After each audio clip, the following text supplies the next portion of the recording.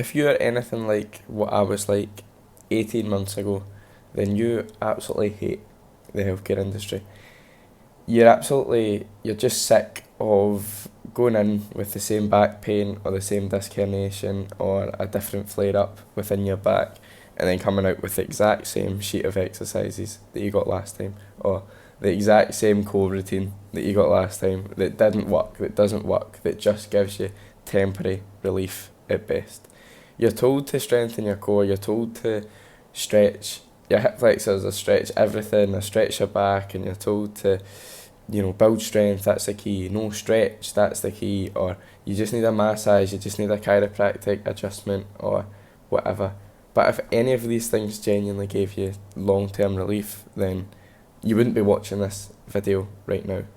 So if you're anything like what I was like, you know that stuff has to be wrong. There has to be something else that actually works. And this is just going to be a bit of a different video from me. It's just going to be slow, calm. I'm going to treat it like a conversation, and I'm just going to talk about how I actually help, or how I've helped so many and will continue to help men and women over 40 genuinely rebuild their back and take control of their life again without waking up at 6 in the morning and doing some 60-minute stretch and core routine, or without having to get a weekly adjustment or 3 adjustments every week by a chiropractor, or whatever nonsense these people are saying now, without staying up till midnight and researching, asking ChatGPT about your symptoms. So I've got some notes up in front of me because I've got quite a lot to get through. It's just going to be an unedited video, again, just like a conversation, and I've obviously got this because I can use it as a microphone. I've not listened to anything. So yeah,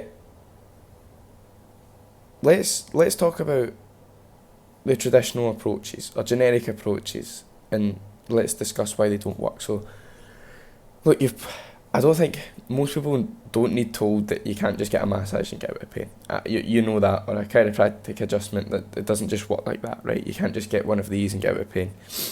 Obviously there has to be some sort of exercise involved. So most people do trust the physio side of things, right? And you think that, physio is the way, and correcting your movement or working on your core and endless planks and bird dogs, right?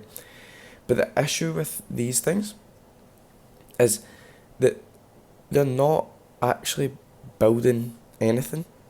Like, if you think about, I could probably guess 5 exercises off the last sheet that you got from a physio. There would probably be bird dogs on it. There would be dead bugs, maybe some sort of plank variation, maybe some sort of glute bridge variation, and then potentially a hip flexor stretch. I've probably got about 2 or 3 out of 5 of them right, and I have no idea about you. And I know that because it's given to everyone. It's given to everyone. But let's talk about why that doesn't work. Like, why is that? Why does that at best just give temporary relief? Well, let's think about it. How the hell, right? So let's do a dead bug, for example, right? So lying on your back and working your arm and leg up. You know what that is. How the hell does that prepare you to, if you're over 40, right? How the hell does that prepare you to keep training how you trained like when you were 25, when you were 28, when you were 30? How the hell does that prepare you to keep going on those long hikes with your family, right until you're 50, 60, 70? How the hell does that prepare you to even just bend down to load the dishwasher, or bend down to maybe put some washing in the washing machine? How does a plank prepare you to do that, right? Long story short, it doesn't. Strengthening your core is fine. There's nothing wrong with it. The strengthening your core that you're given to by a physio suggests that the only job of the core is to resist movement. But that's not true. If the core had to resist movement all the time, then I wouldn't be able to do anything. I wouldn't be able to just shift, twist and move. So we have to then, instead of relying on these silly core routines to then build comfort to these things that you want to be able to do, we have to do things which slowly expose you to these things, which I'll get into. So again, you've tried the core routines and you know why it doesn't work, right? Or you're watching this because it's not worked and you want to find out why it doesn't work. Now you might be thinking, oh, but I've got a weak core, right? And I'm just reading my notes again because there is a lot to get through, right? So maybe you're thinking, oh, but I have got a weak core. I know that, it's something that you think might be leading to your back pain, right? Fair enough. But let's think, maybe let's say you're 45 right now. When you were 30, maybe your back was as bad, right? But when you were 30, you maybe didn't have back pain, or maybe even 5 years ago you didn't even have back pain. Again, I don't know you right now, but maybe it's been going on for longer, maybe it's going on for shorter. But your core just doesn't randomly become weak. Like, you don't just wake up one day and your core's weak. Instead of your core being weak and then getting pain, it would usually be, or an injury, it would usually be, you can use it with your ankle or any injury. So instead of weakness and then injury, it's usually injury and then weakness. Like, if you hurt your knee, or if an athlete hurts his knee, a typical ACL injury in his knee, you've maybe seen videos of the left, the injured leg being so much smaller than the non-injured leg, because the injured leg has just lost so much muscle mass, it's got so much weaker. The ACL didn't go, or the knee didn't go before. No, the knee didn't go because of the weakness. The knee went before the weakness. The weakness came as a result of the injury. And that's what's potentially went on with your core, and that's why your core feels weak, because the injuries came and you've probably just done less over the last 3-5 years, however long it might be for you. You've probably just done less. Therefore, of course, your core has gotten weaker. But your core didn't just randomly get weaker like that. It came from the pain. It came from the injury. And if it was as simple as just building core strength with these exercises, then again, you would be pain-free by now.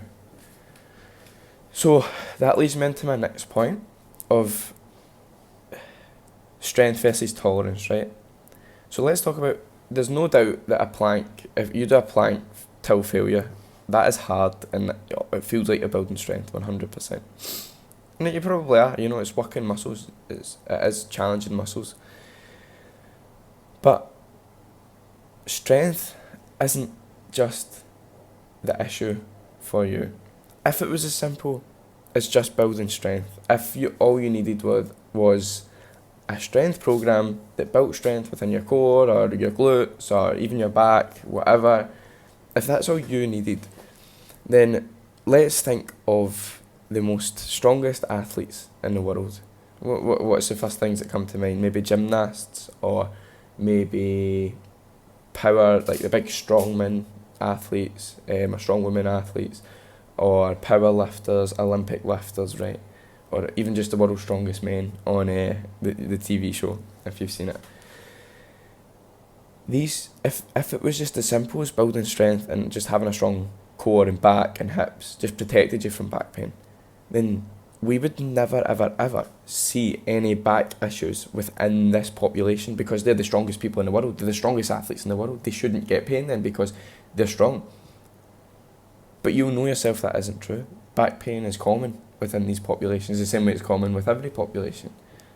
Therefore, it can't just be as simple as building strength if the strongest men and women in the world still experience back pain.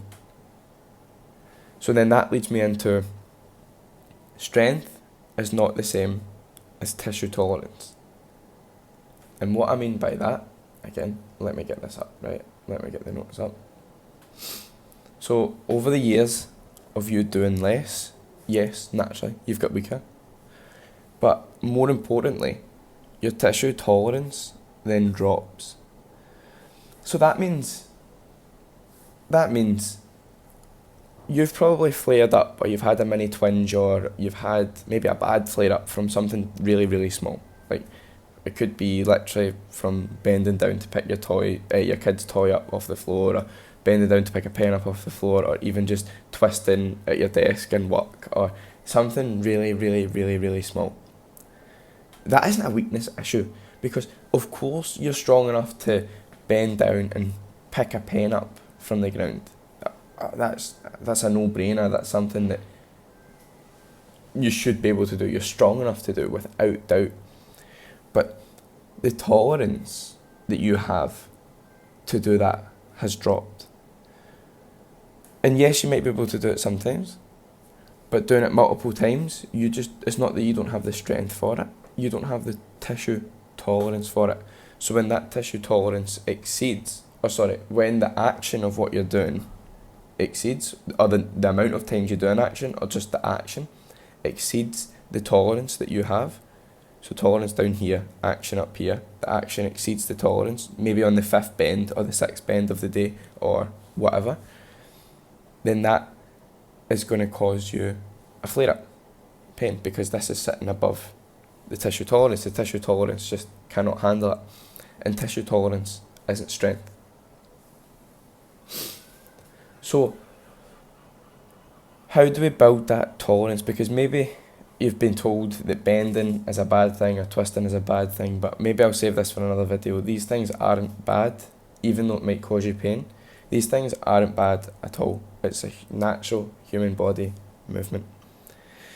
So how would you go about building tolerance within your back tissue, or just within your body, right? So I want you to imagine a goal that we set for you. And let's imagine right now that you couldn't imagine bending down and then coming back up 15 times in a row. And that's just an example. Maybe you can, but you can maybe use another example for yourself, but that's just an example. Let's imagine you couldn't bend down and back up 15 times in a row without having pain after it, or without feeling pain the next morning, or maybe it would be fine, but then you don't know either. You're kind of second guessing, oh, maybe I would get a flare up, right? So we would then set that as one of your goals, right? We would set that as one of your goals. And then I want you to picture that goal, 15 bends, for example. I want you to picture that as a hot bath, right? And I promise this will make sense. And let's just think about a hot bath here. If you jump straight in to a hot bath, without, you just go straight in. You don't even feel it first, you just jump straight in. What usually happens? You usually don't last very long. It's usually sore, burny. You're not going to last very long. You're going to need to get out. Exactly the same with if you were to go straight to doing 15 bends, right? So of course, to get into a hot bath, you dip your feet in, and then you dip your legs in, you get your hip in, and then you slowly just submerge your whole body within the hot bath. But you will never get into that hot bath without that initial exposure, without that initial discomfort for your feet or your toes, or however. So how can we talk about that with the bends? Well, yes, if we were to go straight to 15 bends on the first day, whatever, then that would be too much. That would be too much too soon. You wouldn't be able to last. It would hurt. But if we just start with maybe a half range of motion, or less than 15 reps, again, finding the starting point for you, finding a way to dip your feet in, then we just slowly increase that. And we do that with all aspects of life, across 3 phases. Restore, build, and return. But I'll save that for another day. Let's just talk about tolerance and help you get an understanding for that. So we do that with all aspects of life. But again, something that I need to stress is that you don't just randomly wake up able to do 15 bends. You don't just randomly wake up able to jump straight into a hot bath. You have to initially get over the first bit of discomfort. You have to expose yourself to it and play a little bit with discomfort. And we can use that analogy with anything. Let's say a goal for you is to get back to deadlifts. If we just go straight to deadlifts, it'll be too much, but maybe we can just do some bodyweight hinges, or maybe we can start off with some, maybe set the rack up a bit higher and just do some rack pulls. That's just another example.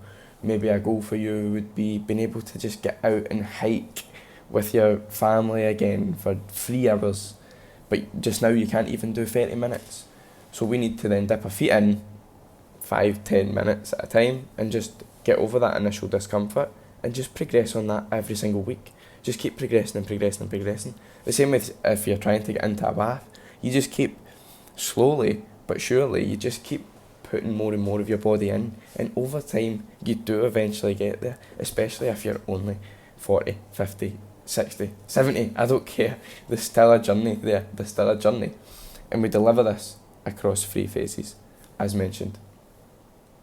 So, tolerance can of course be rebuilt.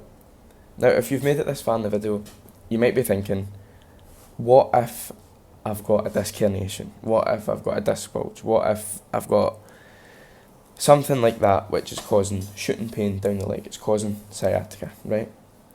Now, your sciatica is probably not constant. It probably gets worse with different movements. It might be worse in the morning, it might be worse at night, it might just be random, right? But it's not always the same.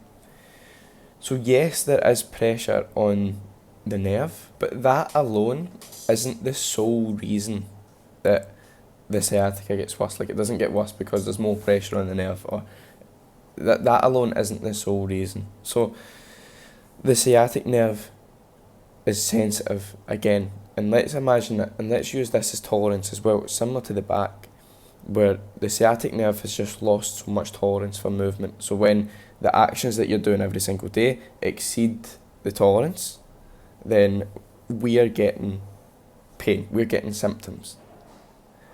It's not as if at the end of the day the pressure on the nerve is so much worse because the bulge or the disc, you've moved the disc further out. That doesn't work unless you've been hit by a train or a bus. The disc is not further out just by your day-to-day life. It doesn't just push the disc out. So again, the sciatic nerve is sensitive because you're coming above that tolerance of the sciatic nerve every single day. Again.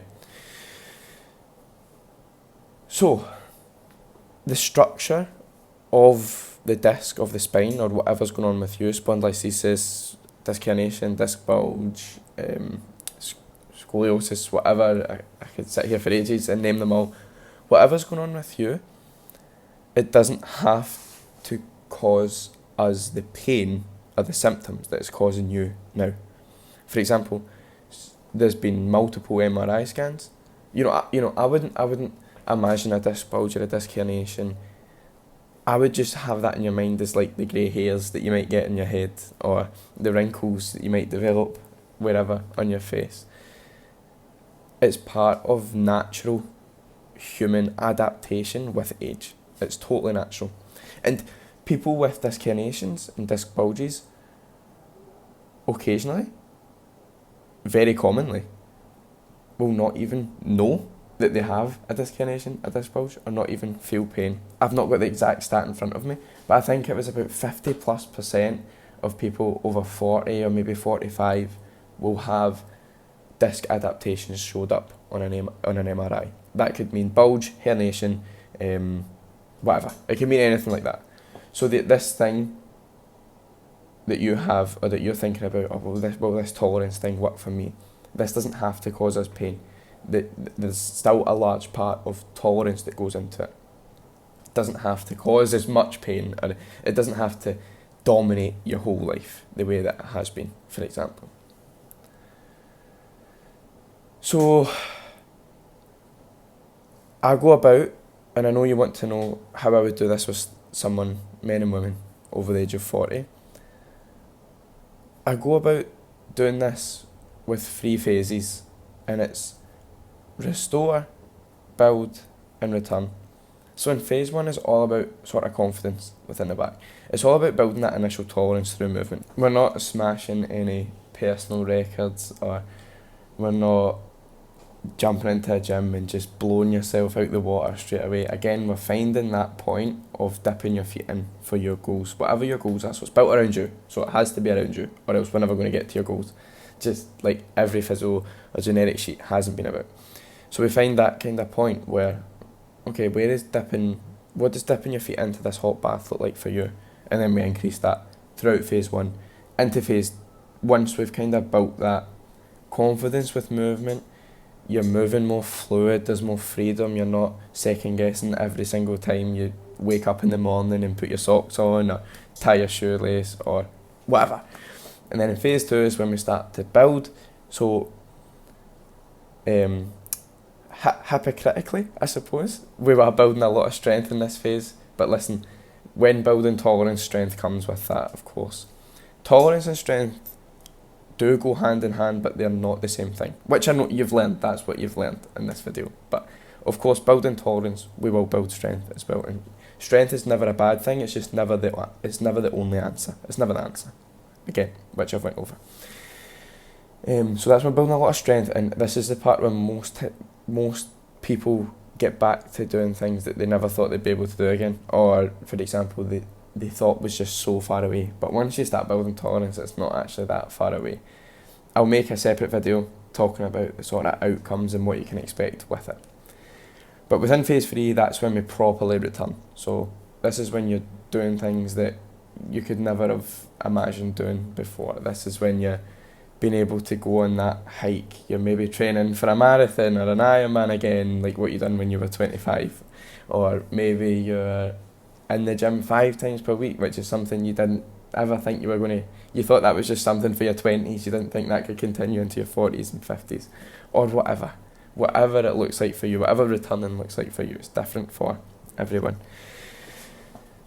And a large part, and thank you for watching, I know this has been a long video, but I've enjoyed it, just conversation. And last part, so obviously getting out of pain and getting back to things that you love and getting your life back, feeling strong, mobile, young again, building tolerance. These are all the goals. But a large part about working with me that I don't think a lot of people realise is, and it's potentially one of the biggest goals, not only are you pain-free and back to life and young again and whatever, but you have, through modules within the community, within working with me, and through obviously time with me, you can have the knowledge, the confidence, the trust, the resilience in your body and your back that you're never going to be in this position again. You're never going to be in the position you were in right now or before again. And that's huge. Look, no one ever can guarantee a pain-free life. Pain, everyone experiences pain. We spoke about athletes, the fittest people in the world, of course, they still get pain as well. So everyone gets pain, right? But having that knowledge and confidence of, oh, I feel like this is out with my tolerance. How can I scale this back? How can I dip my feet into this? Having that knowledge, confidence, and trust within that system and within yourself 3-5 years later when we're not working together, or we've stopped working together, whatever, 3-5 years later, you still have that trust in yourself and that knowledge of, well, let's just step back. This is clearly out with my tolerance. How can I dip my feet into this? How can I slowly introduce myself to this? Oh, well, let's start with 3 reps instead of 15 reps, or let's start with half the range of motion, or let's start with only 10 minutes instead of 40 minutes. Whatever it might look like for you, whatever that might look like for you, you have that confidence, knowledge and trust in yourself through the access and support with me that you're never going to be in this position again. So that is me came to the end of everything that I wanted to get over. It's been a pretty long video. I'm just making sure I've covered everything. But yeah,